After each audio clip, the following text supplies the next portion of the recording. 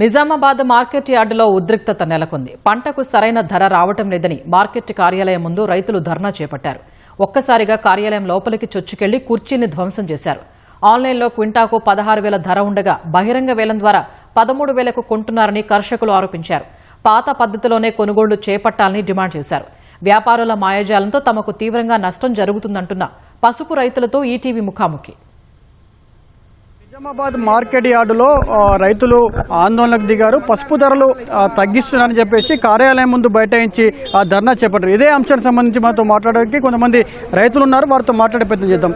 Sir చెప్పండి, ఎందుకు ధర్నా చేయాల్సి వచ్చింది? మీ సమస్య ఏంటి సార్? ఇంతకు ముందు మార్కెట్ లో ఈనాం ద్వారా ఆన్లైన్ లో బీట్ చేస్తుర్రు. వ్యాపారస్తులు వస్తుర్రు. వాళ్ళు ఎవరు రాసిన రేటు ఒకరికి తెలియకపోతుండే కాబట్టి రైతుకు లాభం జరుగుతుండే. ఇప్పుడు ఏం చేసిరంటే వారం 10 రోజుల నుంచి ఓపెన్ బీట్ పెట్టిరు. ఆ ఓపెన్ బీట్ ఎందువల్ల పెట్టిండు మా రైతులకు ఇంతవరకు అర్థమవుతలేదు. వాళ్ళు ఏంది సాఫ్ట్వేర్ అప్డేట్ అవుతలేదు అని చెప్పి అంటారు. సాఫ్ట్వేర్ అనేది ఒక గంట పని. ఆ సాఫ్ట్వేర్ అప్డేట్ అవుతలేదు అంటే రైతుల్ని మొత్తం లాస్ చేయడానికే వాళ్ళు ఎవరితో కుమ్మక్కైనరా మాకేమో అర్థమవుతలేదు. వ్యాపారస్తులందరూ కుమ్మక్కై బీట్ అని చెప్పి అంటారు. 4 బీట్లు ఇస్తారు. ఒక్కొక్క బీట్ ఒక దుకాణం దగ్గరికి 3-4 వస్తారు. వాళ్ళు ఏంటంటే ఇష్టం ఉన్నట్లు నీకు ఈ కుప్ప తీసుకో, ఈ కుప్ప తీసుకో, ఆ కుప్ప తీసుకొని ఇష్టం ఉన్నట్లు తీసుకొని రైతుల్ని మొత్తం నిండా మూస్తారు. 3 రోజుల కింద 16,000 17,000 రూపాయలు బీట్ జరిగింది. ఈ 3 రోజుల తర్వాత ఇప్పుడు 11,000 10,000 జరుగుతుంది. అంటే ఈ 4 రోజులలో ఎందుకు తగ్గిందంటే బయట మార్కెట్ అయితే ఎక్కువ ఉంది, ఇక్కడ మార్కెట్ అయితే తక్కువ ఉంది. మొన్న ఇప్పుడు ఇక్కడ స్థానిక ఎంపీ గారు కూడా మన నిజామాబాద్ లో పసుబోర్డు అచ్చుట్ల మార్కెట్ పెరిగిందని అన్నాడు. మరి 3 రోజులలో 5,000 రూపాయలు 4,000 రూపాయలు ఎందుకు తగ్గింది? మరి దీనికి సమాధానం చెప్పాలి కదా. ఎక్కువ వచ్చినప్పుడు నేను చేస్తూ వచ్చిందని ఎంపీ గారు చెప్తున్నారు.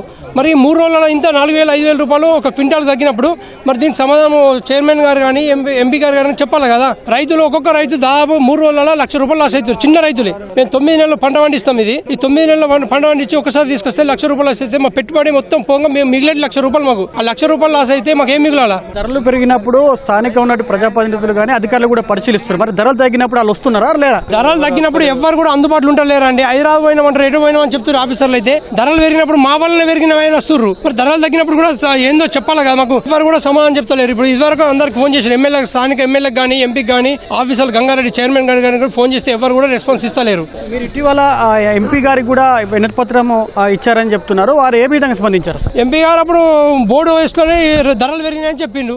మరి అదే బోర్డు ఉన్నది కదా.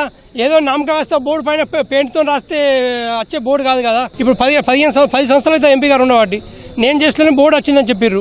మరి పసుపు రేటు పెరిగిందని చెప్పారు. మరి తగ్గినప్పుడు ఎందుకు తగ్గింది ఏంది అని మాకు చెప్పాలి కదా రైతులకు. మళ్ళీ భారతదేశం మొత్తంలో అన్ని మార్కెట్లు మంచిగా ఉన్నాయి. మన నిజామాబాద్ మార్కెట్ ఎందుకు తగ్గుతుంది? మరి మీకేమైనా ఇందులో ఏమైనా వస్తుందా? మీరు చెప్పండి. పంట చేతికొచ్చింది, ఇప్పుడు సంతోషంగా ఉండాల్సిన మీరు ఎందుకు కోపంతో ఉన్నారు సార్? ఇప్పుడు బయట మార్కెట్లో రేటు బాగానే ఉంది. 13,000 నుంచి 16,000 దాకా పోతుంది. మన నిజామాబాద్ మార్కెట్ ఏమైందో ఏమో. మరి మీ బిలో 14,000 13,000 పోతుంది. మంచి ఐఎస్టీ రేటు 11,000 12,000 పోతుంది. మరి ప్రాబ్లం ఏంది? సాంగ్లీలో 13,000 నుంచి 16,000 17,000 పోతుంది. మరి ఈడెందుకు తక్కువ పోతుంది? అది మాకు రీజన్ కావాలి. అధికారులను అడిగితే వాళ్ళు సమాధానం ఇస్తలేరు. మరి ఓపెన్ మార్కెట్ ఏంది? ఓపెన్ బీట్ అంటున్నారు. బీట్ ఎప్పుడు చాలు చేస్తారు? 10-11 చాలు చేయాలా? వాళ్ళు చాలు చేసేది 1-2 గొట్టంగా చాలు చేస్తున్నారు. బీట్ ఇవన్నీ ఎప్పుడు కావాలా? మేము డైలీ ఇప్పుడు ప్రతిసారి వచ్చినప్పుడు అలా 3 days 4 days అవుతుంది బీట్ రాక. ఇది కూడా ప్రాబ్లమే కదా. ఇప్పుడు ఆన్లైన్ బీట్ అయితే మేము ఒకరోజు బీట్ అయిపోతుండే, ఒకరోజు కాంట్ అయిపోతుండే, 2 daysలో వెళ్ళిపోతుండే. ఇది కూడా ప్రాబ్లమే ఉంది. మాకు ఆన్లైన్ బీట్ కావాలి. ఈ వారం రోజులు సంది సాఫ్ట్వేర్ అప్డేట్ అవుతుందని చెప్తున్నారు. వారం రోజులు సంది కాదా అప్డేట్? ఇంకా ఈ రోజు కాకపోతే ఆన్లైన్ అప్డేట్ అయ్యేదాకా మాకు ఆపండి. బీట్ బంద్ పెట్టండి. మాకు ఆన్లైన్ అప్డేట్ అయినాకనే చాలు చేయండి. మాకు మేము మార్కెట్కి తీసుకురాము మాల్. ఏ గవర్నమెంట్కి అయినా ఏ దేనికైనా ఏ సంస్థకైనా 1-2 days పడుతుంది లాస్ట్. అంటే మనకు అంతకన్నా ఎక్కువ పడదు కదా. అప్డేట్ అయినాకనే బీట్ చాలు పెట్టండి. ఈ దళారుల కోసం కానీ ఏదో మాకు 8 కుమ్మక్కాయ కానీ ఏం అవసరం మాకు ఆన్లైన్ డేట్ 2.0 అప్లై అయ్యేదాకా బీట్ బంద్ పెట్టండి. 2.0 అప్లై అయినాకనే స్టార్ట్ చేయండి. మాకు పెట్టిన పెట్టుబడులతో పాటు లాభం రావాలంటే ఎంత గిట్టుబాటు ధర ఉండాలంటారు? మాకు 15,000 నుంచి 18,000 మధ్యలో రావాలి.